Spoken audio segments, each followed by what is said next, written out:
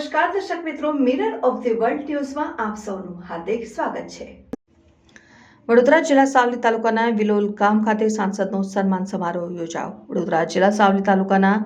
વિલોલ ગામ ખાતે વડોદરા જિલ્લાના સાંસદ સભ્યોનો સન્માન સમારોહ યોજાયો।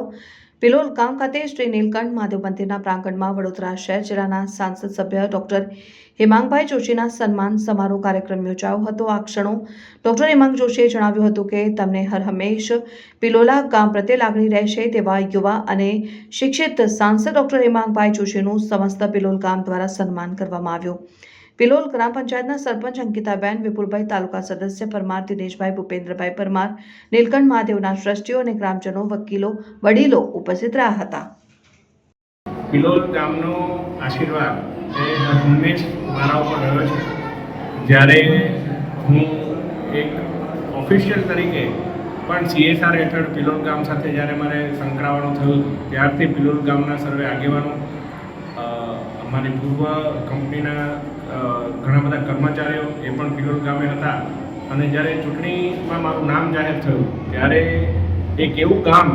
કે જે ઉમળકાભેર હંમેશા મારી સાથે ખભેથી ખભા મેળવીને ઊભું રહ્યું એવું ગામ એ પિલોલ ગામ છે અને પિલોલ ગામના મહાદેવના પણ આશીર્વાદ હંમેશા મારા ઉપર રહ્યા છે। આજે અમાસનો દિવસ છે અને મહાદેવના આશીર્વાદ માટે મેં જ્યારે વિનંતી કરી કે મારે આવવાનું છે ત્યારે આ ગામના આપણા વિપુલભાઈ, દિનેશભાઈ અને સર્વે લોકો એટલું ઉમળકાભેર મારું સ્વાગત કર્યું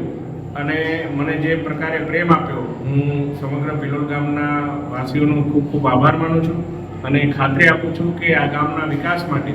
આ ગામના એક એક વ્યક્તિને સરકારી યોજના તમામ લાભો મળે એ માટે હર હંમેશ હું કાર્યરત રહીશ। જ્યારે આ ઘટના બની ત્યારે હું ભારત દેશનું પ્રતિનિધિત્વ રશિયા ખાતે કરી રહ્યો હતો અને રશિયાથી પણ રાજાભાઈ સાથે ટેલિફોનિક સંપર્કમાં હતો અને આ હત્યા બાદનું જે પરિણામ છે એ પણ આપ હવે જોઈ શકો છો।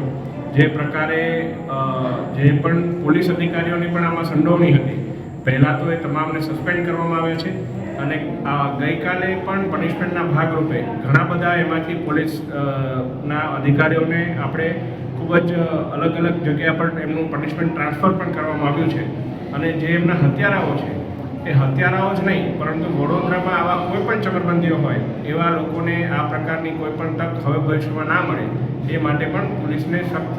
રૂપમાં સર્વે લોકોએ સાથે મળીને તાકીદ કરી છે અને આ ઘટના પર માનનીય મુખ્યમંત્રીશ્રી, માનનીય ગૃહ રાજ્યમંત્રીશ્રી પણ ખૂબ જ ઝીણવટપૂર્વક તપાસના આદેશ આપ્યા।